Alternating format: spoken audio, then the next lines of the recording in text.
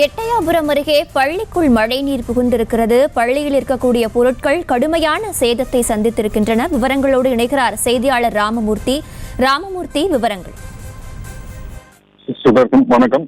தூத்துக்குடி மாவட்டம் எட்டயாபுரம் அருகே உள்ள கற்பூர் கிராமத்தில் அரசு உயர்நிலை பள்ளி செயல்பட்டு வருகிறது. இந்த பள்ளியில் 96 மாணவர்கள் படித்து வருகின்றனர். தொடர்ந்து பெய்து வரும் கனமழையின் காரணமாக பள்ளிக்கு இன்று விடுமுறை விடப்பட்டிருந்தது. இந்த சூழ்நிலையில் இப்பகுதியில் கடந்த 2 நாட்களாக இடவிடாத பெய்த பலத்த மழையின் காரணமாக பள்ளியை சுற்றி மழைநீர் தேங்கி இருப்பது மட்டுமின்றி பள்ளிக்குள் மழைநீர் புகுந்து அங்குள்ள பொருட்களை சேதப்படுத்தியுள்ளன. பள்ளி அலுவலகம் அறையில் இருந்த லேப்டாப், புத்தகங்கள் மற்றும் பொருட்கள் நீரில் மிதக்கின்றன. இது குறித்து அக்கிராம மக்கள் கல்வித்துறையினரும் அரசு அதிகாரிகளுக்கு தகவல் தெரிவித்தும் இதுவரை எந்த ஒரு அரசு அதிகாரியும் தற்போது வரை அப்பள்ளியை வந்து பார்க்கவில்லை என குற்றச்சாட்டு கூறுகின்றனர். செய்திகளை உடனுக்குடனும் துல்லியமாகவும் தெரிந்து கொள்ள சப்ஸ்கிரைப் பண்ணுங்க.